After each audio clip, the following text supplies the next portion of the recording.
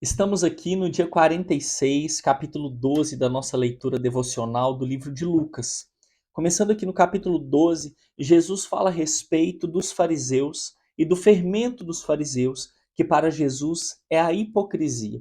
A hipocrisia é um fermento que leveda toda a farinha, ou seja, que contamina todo o povo por meio de uma pequena porção que tem força para isso, né? Então Jesus ele usa o elemento ali do fermento para falar a respeito da hipocrisia dos fariseus. E ele levanta esse ponto principalmente porque tanto no meio do povo quanto em seus discípulos, as pessoas acabam dando ouvido ao que os fariseus têm dito, ao que os fariseus têm falado a respeito de quem Cristo é, a respeito da força e do poder de Jesus, até mesmo falando que Jesus ele pode ser servo de Satanás.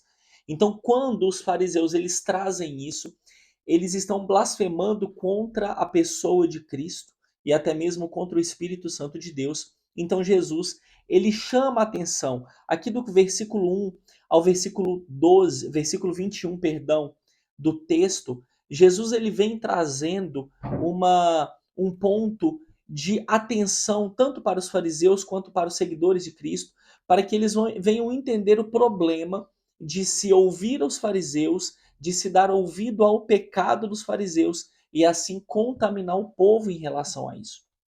Então, Jesus ainda chama os seus discípulos para um diálogo e fala para eles estarem atentos ao que escutam e não contaminarem os seus corações a respeito do que os fariseus têm dito. Aqui no versículo 8 está escrito assim: Digo-vos ainda, todo aquele que me confessar diante dos homens, também o Filho do Homem o confessará diante dos anjos de Deus. Mas o que me negar diante dos homens, será negado diante de Deus e dos anjos. Todo aquele que proferir uma palavra contra o Filho do Homem, isso lhe será perdoado. Mas para o que blasfemar contra o Espírito Santo, não haverá perdão. Quando vos levar às sinagogas e perante os governadores e às autoridades, não vos preocupeis quanto ao modo por que respondereis, nem quanto às coisas que tiverdes de falar, porque o Espírito Santo vos ensinará naquela mesma hora as coisas que devereis dizer. Ou seja, aqui nesse momento, Jesus ele está instruindo os discípulos de que eles não devem estar preocupados à forma que vão se manifestar diante das autoridades a respeito do ministério de Jesus, mas de verdade devem estar preocupados com os vossos corações em ter Jesus como único e suficiente Salvador, para que não venham blasfemar contra a palavra, não venham blasfemar contra o Espírito e perder a salvação. Por que isso? Porque os fariseus eles estão se movimentando para levantar cada vez mais e mais mentiras a respeito de quem Jesus é, e eles começam a falar barbaridades a respeito de Jesus, do Espírito Santo e até mesmo da santidade de Deus, porque ela acaba sendo ferida pelas palavras profetizadas ou pelas palavras proferidas. E nesse momento, os discípulos de Jesus precisam estar atentos para que não venham ser contaminados com essas palavras e para que não venham verdadeiramente negar a Cristo com as suas atitudes e se esconderem das autoridades. Então Jesus fala para eles: não tenham medo quando estiverem em frente aos governadores, porque vocês falarão aquilo que eu ordenar por meio do Espírito Santo de Deus. E aí Jesus ele continua falando aqui a partir do versículo 13 até o versículo 21 a respeito da avareza humana, da avareza do homem, quando um irmão pede para que Jesus intervenha de modo que o outro irmão divida com ele a tua herança. Contudo, Jesus vem aconselhá-lo: louco, esta noite te pedirão a tua alma, e o que tens preparado, para quem será? Assim, ao que guarda tesouros na terra, não é rico para com Deus. Ou seja, no final aqui da parábola, Jesus vem orientar que aquele que se preocupa em guardar tesouros na terra não tem nada com Deus. Então se preocupe em ajuntar tesouros nos céus. Se preocupe em ter uma vida cheia de graça, de santidade, um coração quebrantado, um coração misericordioso na presença de Deus, para que você tenha uma vida entregue a quem Jesus é e viva verdadeiramente o Evangelho, porque é sobre isso que fala o reino dos céus. e não sobre guardar tesouros na terra. Logo em seguida, Jesus vem trazendo aqui, a partir do versículo 35, eu quero pontuar com vocês, a parábola do servo vigilante.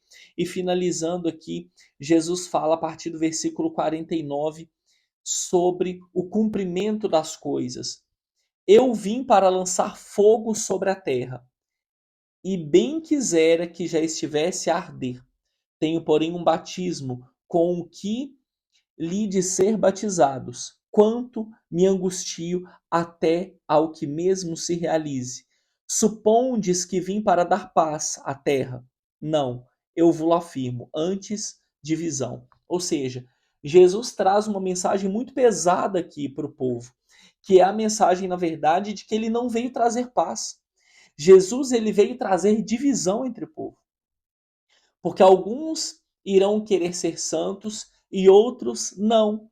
E aí ele fala: supondes que vim para dar paz à terra? Não, eu vos afirmo, antes divisão, porque daqui em diante estarão 5 divididos numa casa, 3 contra 2 e 2 contra 3.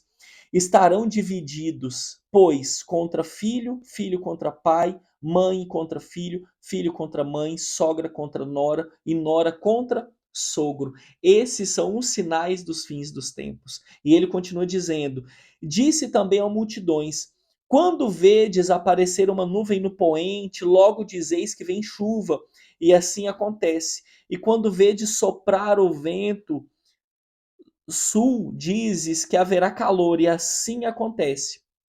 Hipócritas, sabeis interpretar o aspecto da terra e do céu, e entretanto não sabeis discernir que época estamos? E porque não julgais também por vós mesmos o que é justo? Quando fores com o teu adversário ao magistrado, esforça-te para que te livrastes desse adversário no caminho, para que não suceda que ele te arraste ao juiz. O juiz te entregue ao meirinho e o meirinho te recolha à prisão. Digo-te que não sairá dali enquanto não pagares até o último centavo. Então Jesus fala que haverá o cumprimento da tua palavra, haverá o cumprimento da promessa da justiça de Deus na terra. Agora, o interessante aqui não é Lucas que está falando isso, é o próprio Jesus.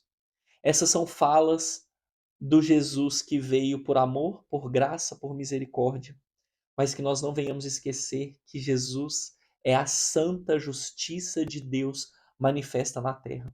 E ele não abrirá mão da tua santidade e da tua justiça para se fazer cumprir os fins dos tempos sobre a terra. Tome essa palavra no seu coração e eu espero que você tenha gostado aqui do estudo do capítulo 12. Deus abençoe. Tchau, tchau.